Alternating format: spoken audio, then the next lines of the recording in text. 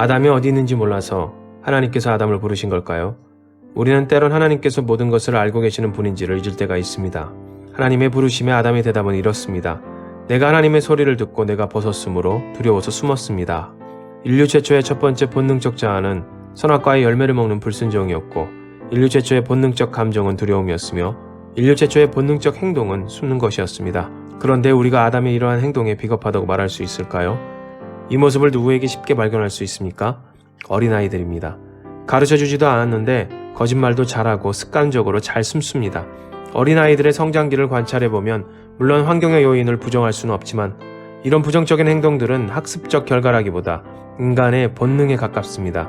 이런 본능에 가까운 부정적인 행동들을 강제로 억압하는데 한계가 있다는 것을 여러분 모두가 인정하실 겁니다.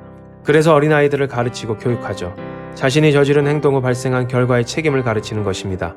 물론 아이들이 스스로 깨닫는 경우도 있습니다. 예를 들어 칼날을 만져서 손가락에 상처가 생기거나 뜨거운 것을 만져서 화상을 입는 경우입니다. 분명히 경고를 했었고 알려줬음에도 불구하고 아이들은 호기심, 즉 본능적 행동에 스스로 상처를 입습니다. 다치면서 자신의 행동에 후회하고 다친 것 때문에 두려워서 숨기도 합니다. 이건 누가 가르쳐주지 않아도 본능적으로 깨닫는 과정이 있습니다. 아담이 그러했습니다. 스스로의 행동에 두려움을 느끼고 숨습니다.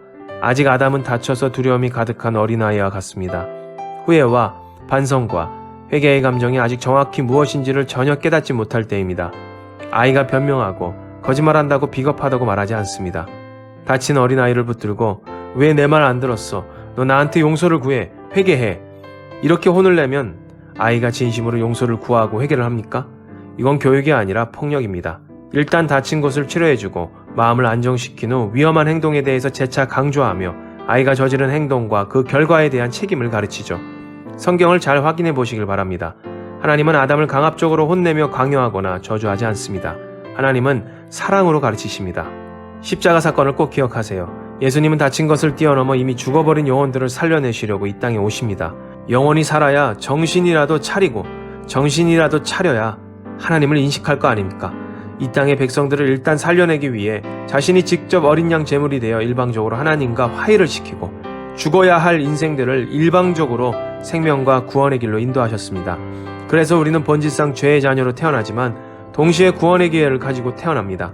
이 또한 하나님께서 계획하셨으며 인류의 역사를 통해서 지금도 끊임없이 우리에게 진리를 사랑으로 가르쳐주고 계십니다. 아이와 같은 아담을 대하시는 인격적인 하나님의 모습은 온 인류를 사랑으로 가르쳐주신 십자가의 사건을 떠올리게 합니다. 잊지 마세요. 동산나무 사이에 숨은 아담이 곧 우리의 모습입니다. 그런 우리에게 손을 내미시고 사랑으로 가르쳐주시는 분이 하나님이십니다.